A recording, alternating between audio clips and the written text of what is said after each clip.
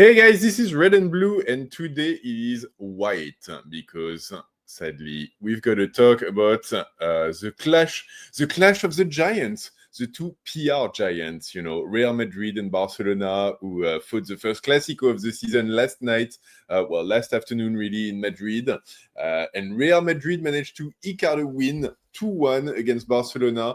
In the game that obviously captures the attention of world football every time it happens, and in this case was actually really pretty decent and actually worth a watch, and there's a few things to talk about as well. So we're gonna go through it and diss out what I saw from that game. And the first one is coming out of a win against Barcelona. Could there actually be a team in Madrid? I'm actually I'm of two minds because on one end, yes, this was a pretty solid collective performance of this Real Madrid team.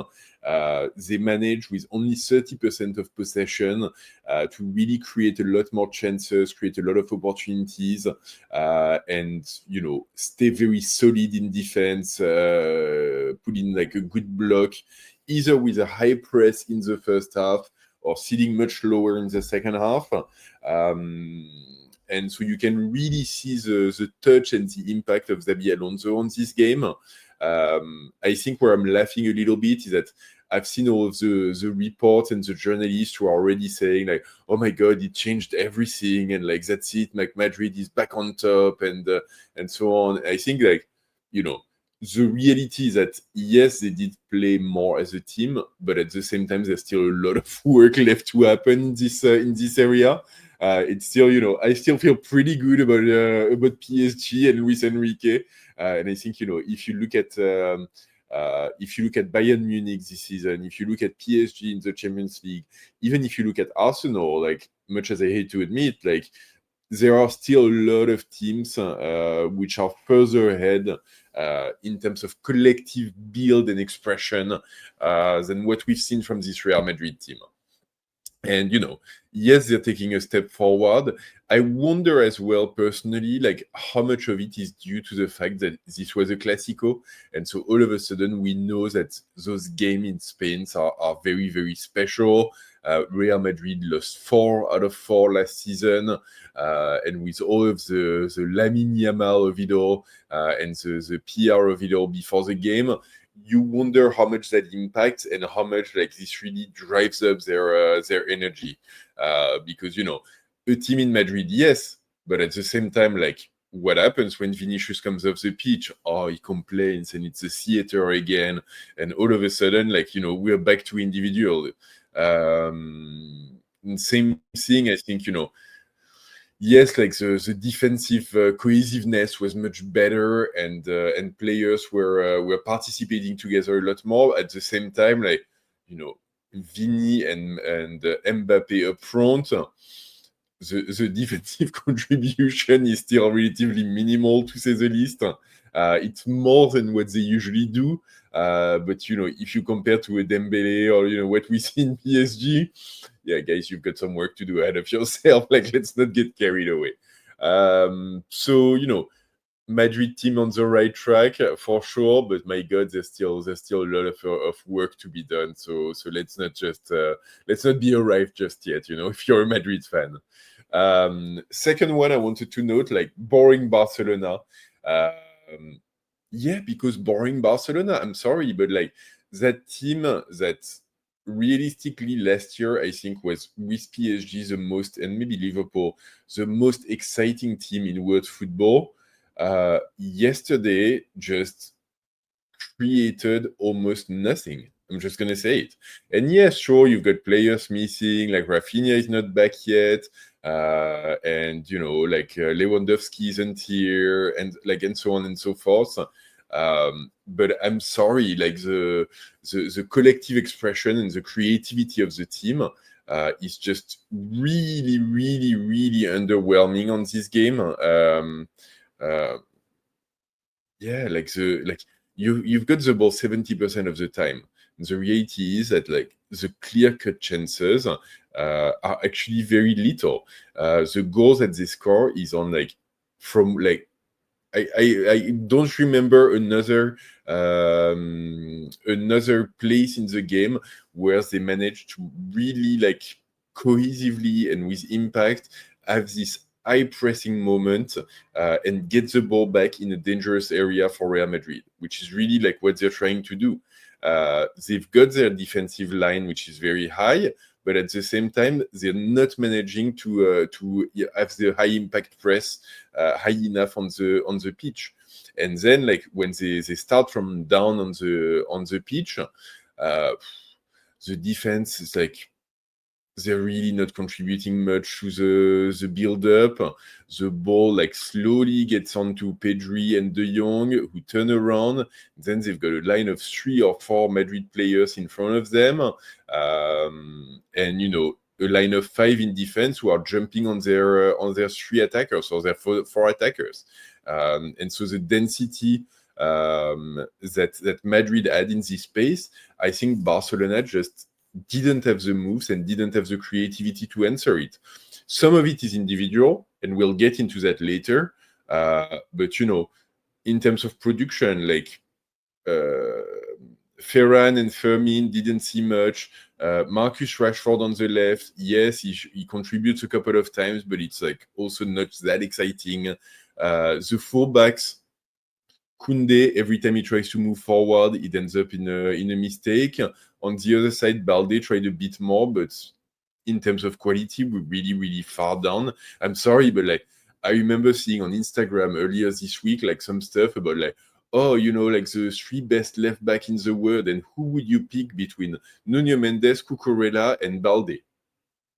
So already, like I was reading this and going like, oh my god, like Spanish PR machine is just unbelievable. But honestly, like Balde, like let's be clear about it, and I think it applies to Carreras as well on the other side. Both of them are barely within the top 10 of left back in Europe, barely. So let's not do a thing of like, oh my god, like because you know it's coming as well. Like now that that Carreras has had a good game against Yamal, it's going to be all over social media this week that like Carreras is at the level of Nuno Mendes, and so like guys, let's be real. Like this is really not the levels that those players are at. And so Balde, very disappointing. Koundé, very disappointing. Kubarsi and Eric Garcia, who, you know, the media and the environment is painting as those amazing ball-playing defenders of the new millennium and the new generation. Yeah, really didn't create that much. And then, yeah, like it goes down to De Jong and Pedri, who I'm sorry, like did what they could, but were lost in a sea of white around them, and with like really no solution, either in front or behind or on the side of them. And so in the end, boring Barcelona because not much is created. Hopefully, it gets better with some of the injured player coming back. But I do feel that, you know, now that we've kind of exposed the limits of the anti-flick system, and that teams are now like very sharp at, you know, pressing them in the right way, and we've seen it with the PSG game, pressing them in the right way, really suppressing their midfield, blocking the lines of communications between their attack and midfield and defense. All of a sudden, like you do have a clear-cut way of beating them, and the reality is that I don't know if outside of maybe like 3-4 players on their team, I don't know if they've got the individual quality to really rise up to the challenges of the top teams in Spain and in Europe. And so it's really concerning. And I think, you know, Hansi Flick, who did really well in his first season, I think he's got his hands full with the second one. And, you know, he's going to have to work some magic because the limits of the squad he's got are really showing. And which really, like, you know, goes on to my next point, which is individuality is failing. And I think, you know, the one that we've got to talk about in this context is obviously Kylian Mbappé. You didn't see that one coming, huh? Because yeah, it's happening again. Let me stay with me for a second. Kylian Mbappé had a good game. I'll say it up front. Like, he didn't have a bad game. He scores a goal. He almost scores a second at the beginning of the game. He contributes, like, he's a weight on the shoulder of the Barcelona defense throughout the game. And yet at the same time, yeah, he misses a penalty yet again. And he the fact that he's still shooting penalties, honestly, I cannot understand. Guys, we've been at this, I don't know, he spent 7 years in Paris, maybe the last 2 or 3 was trying to shoot penalties, and then that second year with Madrid, we've seen it with the French team. I mean, we've got at least 4 or 5 years of experience of knowing Kylian Mbappé is not good at shooting penalties. Yes, he's your star. Great. Don't let him shoot. Don't let him shoot. He's just not good at it. He misses his penalty. And I think, in terms of contribution, and I'll go back to what I was saying, in terms of defensive contribution, in terms of pressing contribution, and in terms of, being able to help his team with that side, I felt like he didn't really contribute as much as even a Vinicius, who also, didn't do a first-rate job or anything. But yeah, Kylian Mbappé, I thought was even worse. And so, I think ultimately he's lucky because the line in midfield played really, really well behind them and kind of covered for a lot of things. And like I said, the Barcelona defenders were not having a good night in terms of how much they contributed to the build-up, and so it left the impression that things were okay. But honestly, if I think of Mbappé in a game like this against Pacho Marquinhos, with Vitinha dropping in this area and so on, yeah, dude, you're not at the level that you need to be at for this kind of game. Simple as. I'll leave it at that. Good game overall. I'll stop right there. I don't want to get into it in the comments with Madrid fans or whoever, but yeah, just enjoy it because yeah, he scored the game and it's nice and a la Madrid and so on, but yeah, it's still not quite enough. Simple as. And the other individuality failing, okay, I'll get into it. Lamine Yamal. Let's talk about it. Let's talk about it because clearly talking is what you have to do with Lamine Yamal. You cannot. I don't care if you're 18-year-old. I don't care if you're the Pope or his wife or whatever. You cannot be talking like this in the media the week before a Clásico and then not turn up. And I don't care if you're not physically fit, if you're still carrying an injury, if you're not on top of your game, if you're being challenged in the right way. I don't care. You cannot. In general, I think you really shouldn't be trash talking that much. I think it's not worth it. If you're a top player, you can do your talking on the pitch, because not only is it ridiculous when you don't turn up, but very, very, very clearly, when you look at the end of the game, you gave Madrid all of the motivation that they needed. You really handed them the key to the extra 10% of juice in their tank. And tonight, you didn't need them to have an extra 10% in their tank. So, very the kid is young, he'll learn hopefully, but yeah, he needs to sort himself out. I think all of the conversations since Ballon d'Or and so on might I don't know if it went to his head. I don't even want to talk about that. But the production was horrific. There's no dribbles, there's no dribble attempt. Carreras was carrying him in his back pocket for all of the first half. The passing in the second half gets a little bit better. There's a couple of through balls which are almost interesting.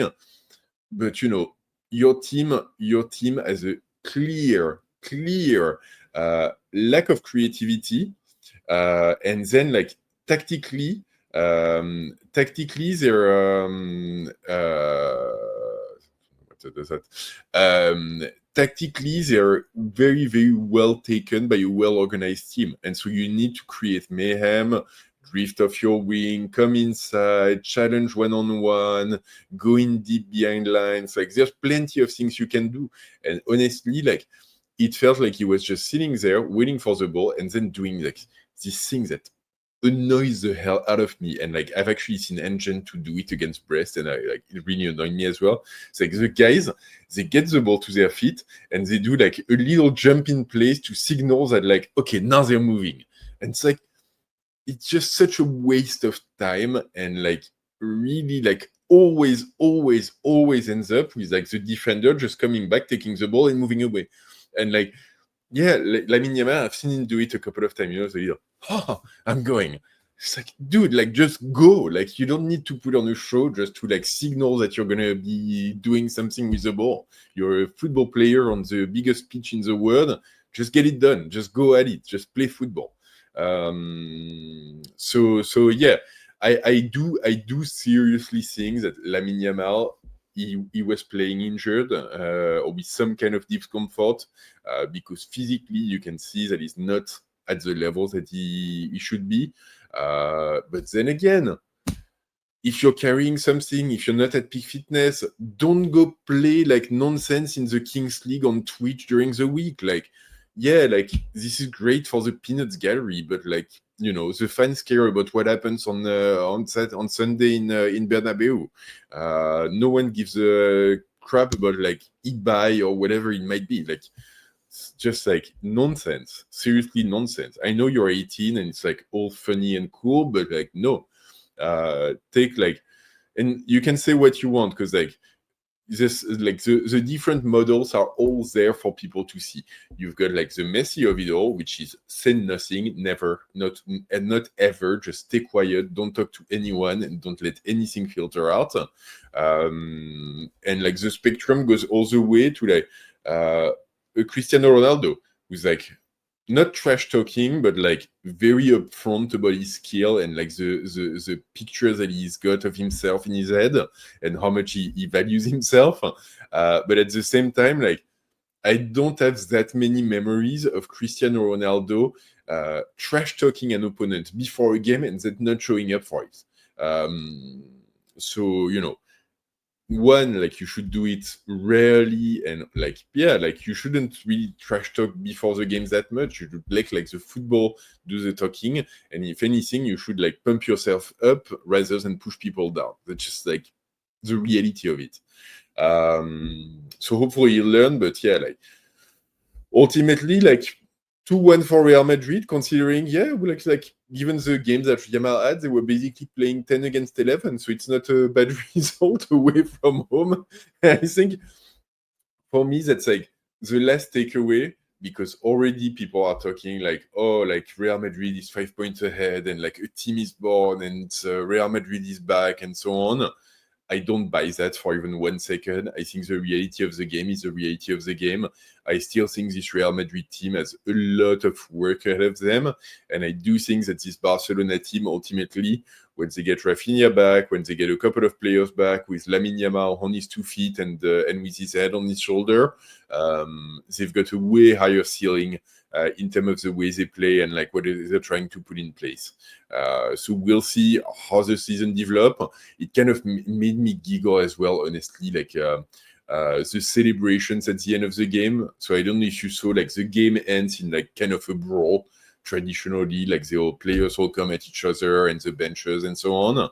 But then just after, like you see the Real Madrid player like jumping on each other on the pitch like they've won the Champions League. It's like, guys, I know they're your rival and it's a big game, but like it's literally like was the 26th of October and it's just a league game, and like, yeah, like season is gonna be long. So good game for you.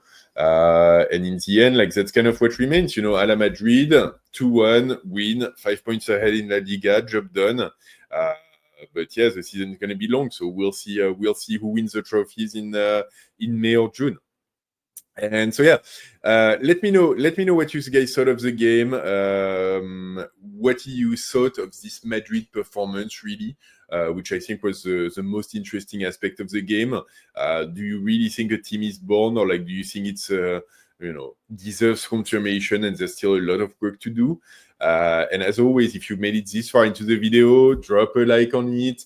Please subscribe to the channel if you haven't. Hit the bell to get notified of future videos. And don't forget, even in Spain, even in Madrid, ici c'est Paris!